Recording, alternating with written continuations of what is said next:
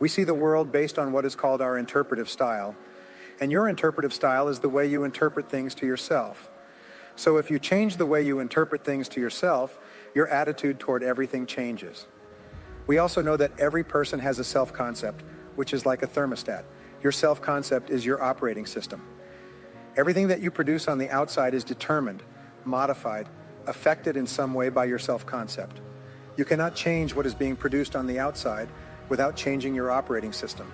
You always perform on the outside based on how you think on the inside. Now, the law of belief says that your beliefs become your realities, but the things that you believe may not necessarily be true. However, if you believe them intensely enough, they will become true for you. The law of attraction says that you attract into your life people, circumstances, and harmony with your own thoughts.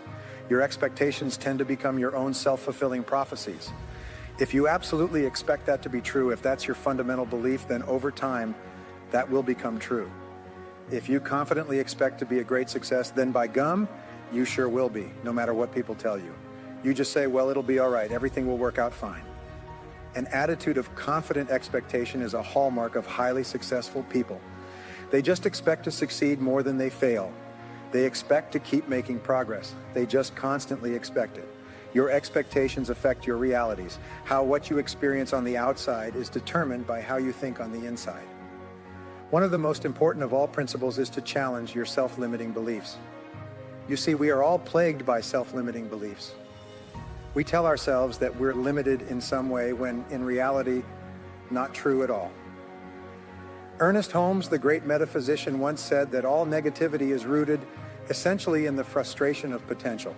Nelson Mandela said, our great problem is not that we feel that we are powerless, but that deep down inside, we feel that we are powerful beyond measure. All improvement in personal performance begins with an improvement in your self-concept, in your beliefs about yourself. When you change your beliefs about yourself on the inside, you change the reality of your life on the outside. There is a relationship between self-concept and performance. Your self-concept precedes and predicts your levels of performance and effectiveness in everything you do. There's a direct relationship between the amount of your potential you use and your self-concept. The average person's self-concept is far more limited than it needs to be, and their level of effectiveness is limited as well. We know that your self-concept is subjective. What you think and feel and believe about yourself is not based on reality. It's based on information that you have taken in and accepted as real, and as a result, it has become true for you. You think that you're not good in some particular area of life. You think that your income is limited. It's subjective. We each have a series of many self-concepts.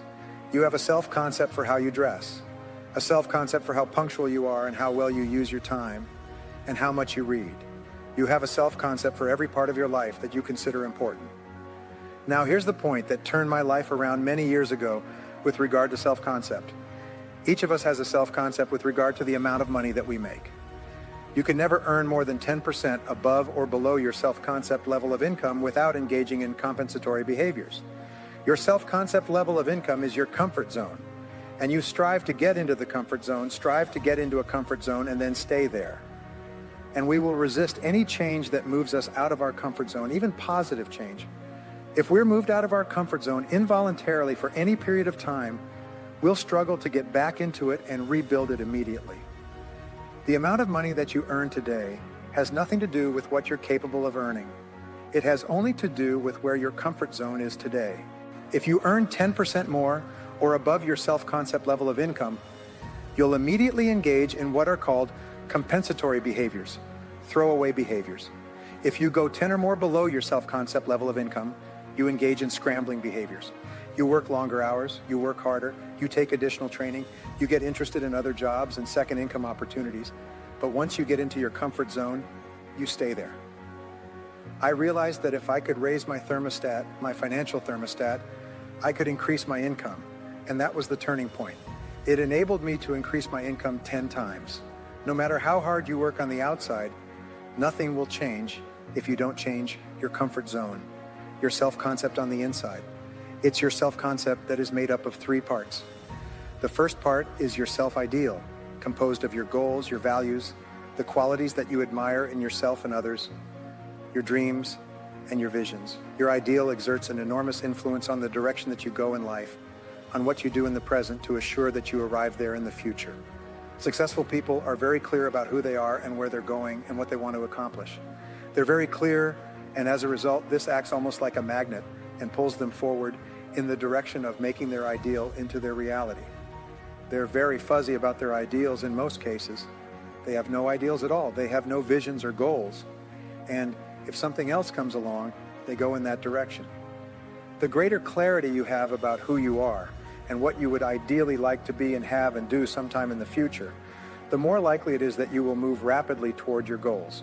And your goals will move more rapidly toward you. So your self-ideal is very important. The second is your self-image. Your self-image is the way you see yourself and the way you think about yourself. It determines how you perform on the outside. If you change your mental pictures about yourself, if you begin to visualize and imagine yourself as you would like to be, that mental picture is accepted by your subconscious mind as a blueprint or a command, and you act on the outside consistent with the mental.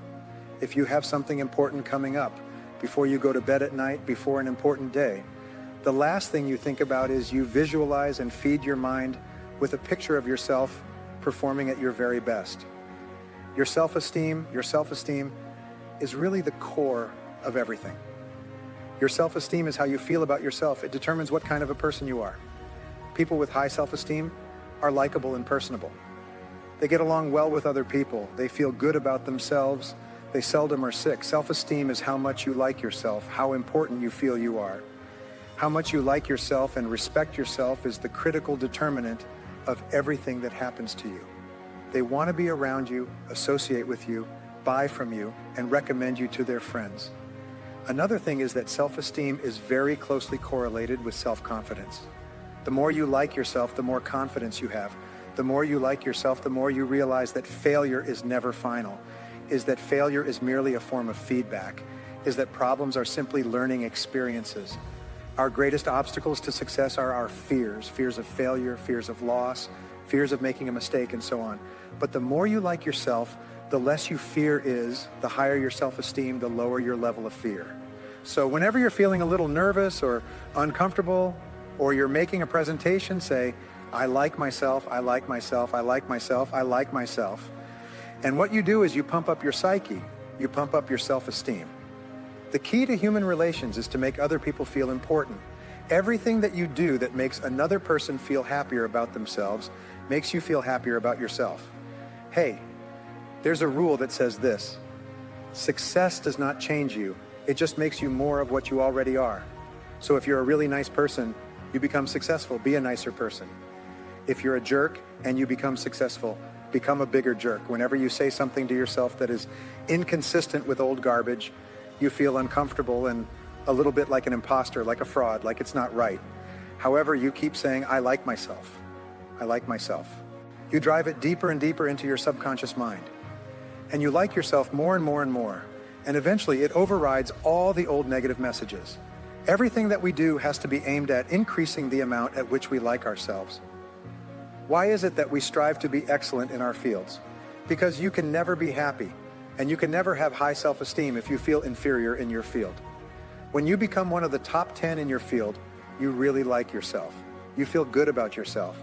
People respect and esteem you and look up to you. So the reason we strive for excellence is because excellence reinforces and supports our self-esteem. The very act of setting high goals creates what is called the reversibility effect. Everything is back and forth, windshield wipe, and your whole life must become a constant process of upgrading your self-esteem in every area of life that's important to you. And you will accomplish extraordinary things. As you cannot uplift another person without simultaneously uplifting yourself, the flip side is also true. We cannot do something negative or say something negative about another person without tearing down ourselves as well. There are two major obstacles to high performance. The first, A, is the fear of failure. The fear of failure is learned in early childhood. This fear of failure is terrible, and the way that you counteract the fear of failure. Whenever you think of something that is fearful, you say the words which override these words. The words are, I can do it, I can do it. When you encourage other people, you actually encourage yourself. And remember, fear is the big enemy. Our job is to get rid of this fear of failure, this fear of fear that holds us back and paralyzes us. And B is the fear of rejection. Fear of rejection is the second big fear. It's programmed into our subconscious mind, and many adults become hypersensitive, fear of criticism. And we find that all successful people have to overcome these fears of failure and these fears of criticism, these fears of disapproval, in order to move ahead in their lives. There's a direct relationship, a reverse relationship between self-esteem on the one escalator and your fears of failure and rejection on the other. The more you like yourself, the less you fear failure. The more you like yourself, the less you fear rejection. The more you like yourself, the fewer fears you have. So when you talk to yourself in a positive way, you think, feel, and act in a positive and constructive way. 95% of your emotions at any moment are determined by how you talk to yourself. If you talk to yourself in a positive, constructive, dynamic way, your self-esteem gets higher and higher, and your fears get lower and lower.